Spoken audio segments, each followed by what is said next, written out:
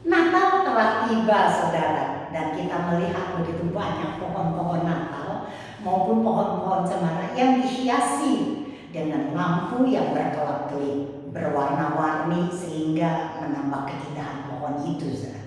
Dan selain lampu, saudara, juga dihiasi dengan ornamen-ornamen Natal yang biasanya bentuknya bulat atau bola-bola, atau mungkin ada juga yang berbentuk malaikat, tapi kebanyakan juga berbentuk bintang-bintang.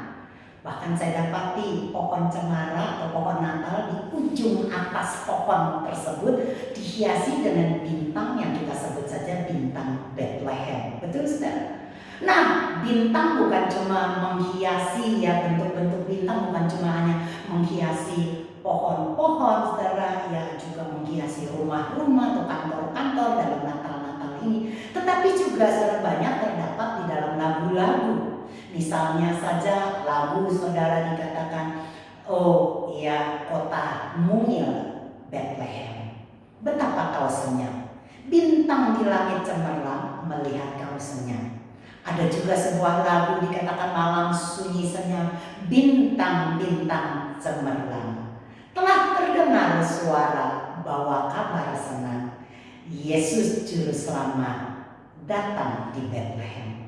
Dan lagu yang terkenal di dunia yang dinyanyikan, saudara, di malam-malam Natal, saudara, yaitu lagu Silent Night, Malam Kudus, sunyi senyap, bintangmu gemerlap. Amin, saudara. Dan ada lagi begitu banyak lagu-lagu yang memakai kata bintang, khususnya juga lagu Oh Holy Night, lagu kesukaan saya, favorit saya, saudara. Dikatakan, saudara, lagu Oh Holy Night. Malam kudus di langit bertaburan, bintang kemilau terang gemerlap. Amin, saudara.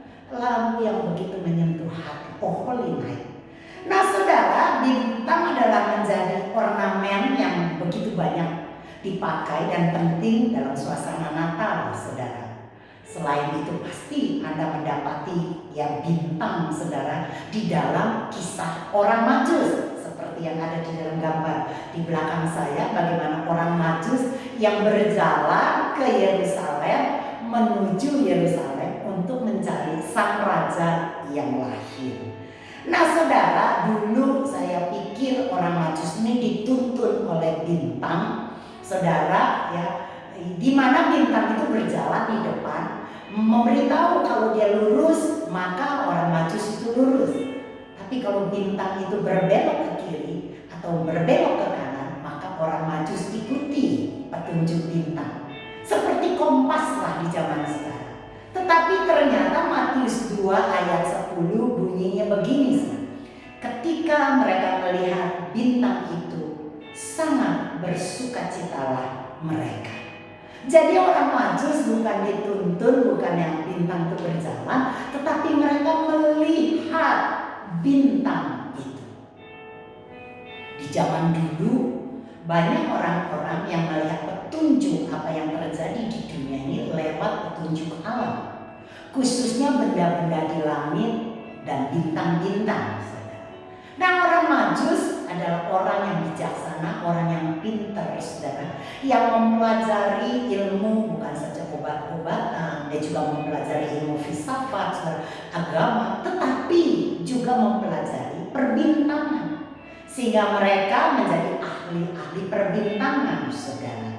Dan saudara, pada waktu itu terjadilah bintang yang mereka lihat di timur menjadi tafsiran. Banyak orang bintang itu mungkin adalah sebuah meteor, saudara. Meteor adalah, saudara, yang bila ditarik oleh gravitasi bumi maka akan meledak dan mengeluarkan cahaya. Tapi cahayanya hanya beberapa detik.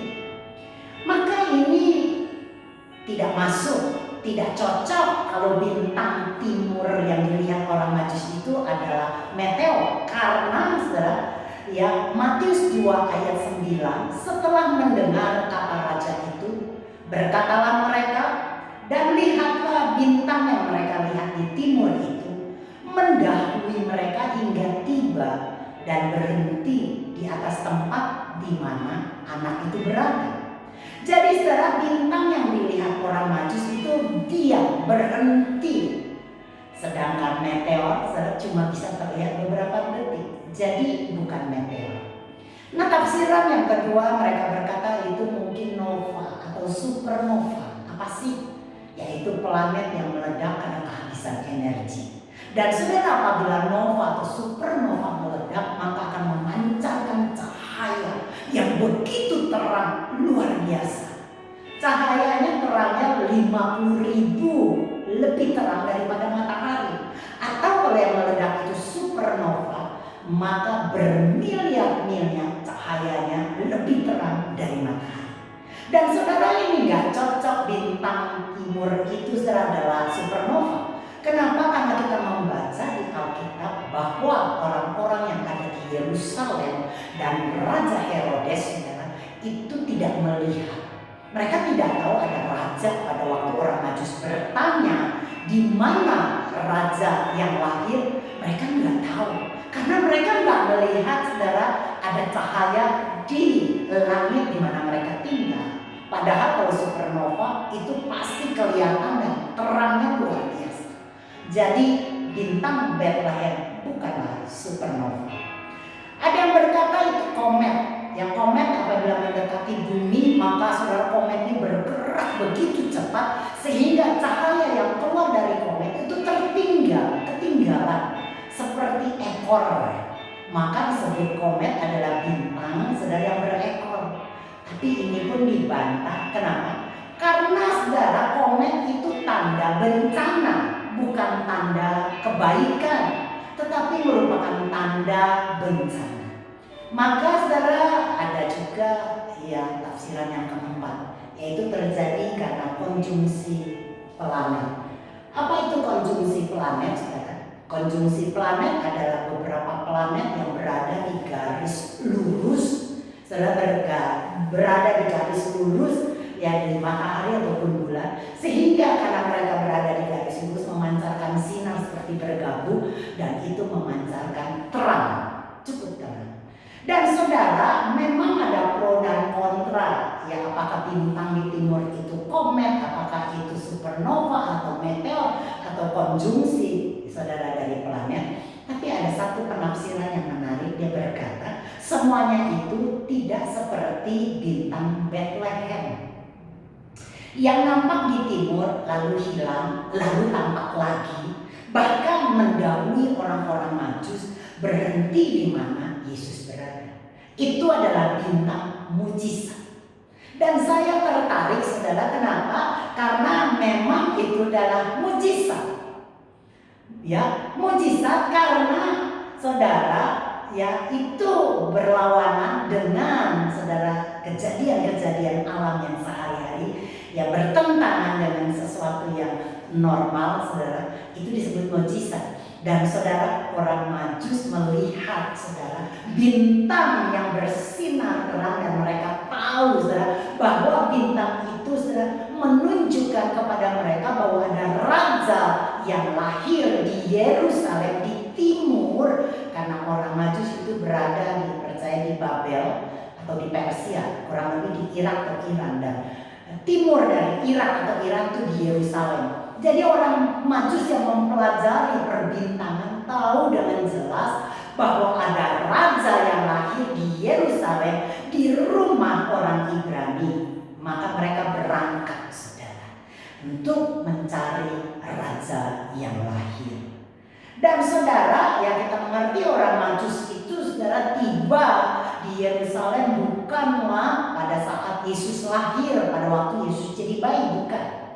Walaupun kita melihat drama-drama Natal sekarang ini saudara, ada begitu banyak saudara yang memberitahukan kita ya gambar-gambar bahwa Natal itu selain ada Maria, Yusuf, ada gembala, tapi juga ada orang Majus. Padahal menurut saya orang Majus belum tiba, belum sampai waktu Yesus lahir. Kenapa saudara? Dikatakan saudara, yaitu lama mereka tiba, perjalanan mereka cukup jauh sehingga mereka tiba di tempat Yesus ada. Itu bukan lagi di penginapan, tetapi di sebuah tempat, di sebuah rumah. Nah, saudara, ya, yang menjadi pertanyaan buat kita dan yang penting bagi kita, kira-kira apa sih tanda khusus untuk tahu akan Yesus itu juru selamat? Lukas pasal 2 ayat 11 sampai ke 12 bunyi begini. Hari ini telah lahir bagimu juru selamat, yaitu Kristus Tuhan di kota Daud. Dan inilah tandanya bagimu, kamu akan menjumpai seorang bayi dibungkus dengan lampin dan terbaring di dalam palungan. Palungan, saudara, di zaman dulu, saudara, itu terbuat permanen dan dari batu, saudara. Ya memang sekali lagi kita kadang-kala melihat gambar-gambar Natal, saudara, entah di pos-pos kartu-kartu Natal atau mungkin di internet, saudara, atau di gambar-gambar lainnya Anda melihat, bahkan di drama-drama Natal yang ditampilkan. Biasanya saudara, Maria yang gendong bayi, ada Yusuf suaminya, ada gembala, dan kemudian ada orang Majus, dan kemudian ada binatang-binatang, dan kemudian saudara, di dalamnya ada palungan yang terbuat, saudara, biasanya saudara, entah itu dari kayu atau mungkin dari rotan yang diberi jerami. Ya, tetapi zaman dulu palungan bukan seperti itu. Palungan, saudara, terbuat dari batu, di mana palungan itu tempat binatang-binatang, khususnya domba-domba itu, saudara, untuk makan dan minum. Ya, dan saudara, tadi Lukas 2 mengatakan tandanya bagi kita bahwa telah ada juru selamat, yaitu dijumpai seorang bayi yang dibungkus dengan lampin dan terbaring dalam palungan, saudara. Ini adalah, saudara, yang menubuatkan tentang kematian Tuhan Yesus. Saudara, Yesus Kristus mati tersalib dan kemudian dikuburkan, dibaringkan di atas batu, dan kemudian dibungkus dengan kain lampin atau kain kafan. Saudara, kalau pergi ke Israel, ke Garden Tomb, maka Anda akan menjumpai, saudara, ya, sebuah gua di mana dipercaya Yesus pernah dibaringkan di sana, dan Anda bisa masuk. Maka di situ ada batu yang cukup besar, persegi 4, saudara, di mana dipercaya Yesus dibaringkan di situ, yang terbungkus dengan kain kafan atau kain lampin. Nah, saudara, ya, jadinya, saudara, Yesus Kristus, saudara, yang dinubuatkan kelahirannya itu sudah digenapi pada waktu Yesus mati dan terbungkus, diletakkan di atas kayu, di atas batu. Amin, saudara. Dan kemudian, saudara, palungan adalah tempat makan. Jangan lupa, tempat makan domba-domba. Siapa domba-domba itu? Anda dan saya adalah domba-domba. Dan saudara, bila kita makan dan minum dari palungan itu, maka seperti Kristus Yesus berkata, barang siapa makan tubuhku dan minum darahku, maka mereka mempunyai kehidupan yang kekal. Saudara, ini bercerita, saudara, tentang perjamuan kudus, di mana kita makan tubuh Tuhan dan minum darah Tuhan lewat perjamuan kudus, maka Anda dan saya akan mempunyai kehidupan yang kekal. Amin, saudara. Jadi Natal, saudara, menurut saya, ya, cerita Natal adalah cerita yang pertama adalah bagaimana Tuhan bisa berbuat mujizat. Tuhan bisa membuat mujizat. Amin. Tanda-tanda mujizat bisa dengan dipakai apa saja. Para gembala mendapatkan mujizat, pemberitahuan lewat para malaikat yang berkata, jangan takut, telah lahir bagimu juru selamat. Saudara, tetapi bagi orang Majus, bukanlah malaikat yang menjumpai mereka, tetapi Tuhan memakai bintang menjadi mujizat. Bagi mereka untuk berjumpa dengan Yesus Kristus, mereka boleh melihat bintang, benda-benda alam yang dipakai Tuhan. Jadi saudara, kita percaya Natal kita, Tuhan bisa melakukan mujizat bagi Anda dan saya dengan memakai segala cara, saudara. Ya entah itu lewat tanda-tanda alam, entah lewat para malaikat, entah dengan cara apapun, Tuhan sanggup melakukan mujizat. Maka berharaplah mujizat Natal buat kita terjadi di tahun ini. Amin, saudara. Dan yang berikutnya, Natal, saudara, selain menceritakan tentang kelahiran Juru Selamat, tetapi juga cerita menubuatkan tentang kematian Tuhan. Siapa? Yesus Kristus yang telah mati dan dibaringkan, diletakkan di atas palungan, di atas batu, yang telah dibungkus dengan kain kafan, kain lampin. Yesus mati, saudara, untuk menebus dosa kita.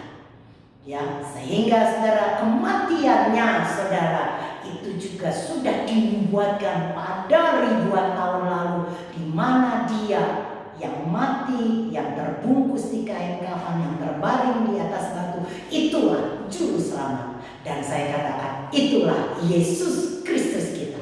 Amin, saudara. Dan Natal, arti Natal berikutnya, saudara, tadi saya sudah bilang, palunganlah tempat di mana domba-domba makan perjamuan, makan tubuh Tuhan, minum darah Tuhan. Maka waktu kita melakukan itu dengan percaya bahwa Yesus Kristus menjadi Juru Selamat kita, kita akan mendapatkan kehidupan yang kekal. Amin. Dan setelah cerita makan bukan hanya cerita perjamuan kudus, tetapi makan juga bercerita. Yohanes 1 ayat 1 berkata, itu adalah firman. Yesus adalah firman. Maka pada waktu kita makan, itu makan Yesus, makanlah firman. Renungkan firman, dengarkan firman. Maka saudara, kita akan mendapatkan kehidupan yang berkemenangan. Amin, saudara. Nah, hari ini saudara, ya saya ingin sekali kita sama-sama saudara mengambil perjamuan kudus. Kita mau makan dan minum perjamuan kudus, saudara, mengingat akan pengorbanan Kristus Yesus di atas kayu salib. Dia adalah Juru Selamat kita. Amin. Saudara, bagi Anda yang punya elemen perjamuan kudus, kita sama-sama makan dan minum. Bagi Anda yang nggak punya, Anda boleh ambil biskuit, air putih, atau apa saja yang ada di rumah Anda, dan kita boleh makan dan minum tubuh dan darah Tuhan. Amin, saudara. Bagi kita yang punya, mari kita mau makan, saudara, tubuh Tuhan. Dan kita percaya tubuh inilah yang memberikan kita kekuatan di dalam tubuh jasmani kita. Dia yang sudah menanggung sakit penyakit kita. Dia yang sudah dicambuk begitu rupa untuk menggantikan semua, menanggung semua dosa kita. Saudara, bila Anda percaya, maka Anda akan mempunyai sebuah kehidupan yang kekal. Bukan saja cerita tentang surga yang kekal, tetapi itu bercerita atas kehidupan yang ada di bumi ini, di mana Anda akan mengalami yang namanya kehidupan yang limpah, karena Dia datang untuk memberikan kita kehidupan yang berkemenangan. Amin. Mari kita makan dalam nama Yesus.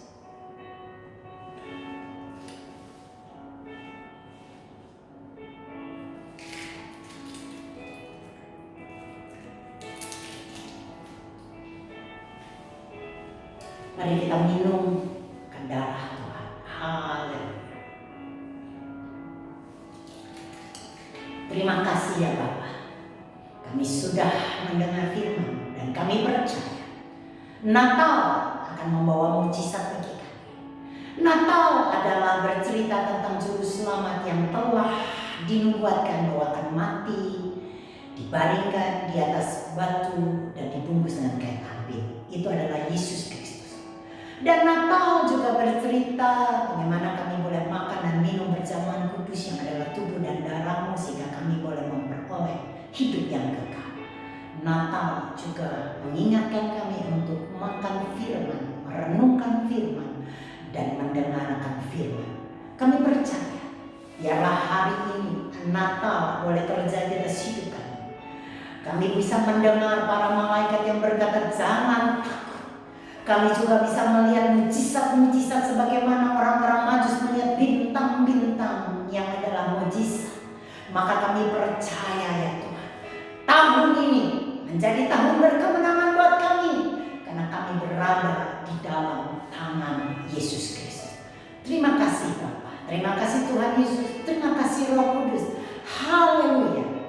Amin, amin, amin.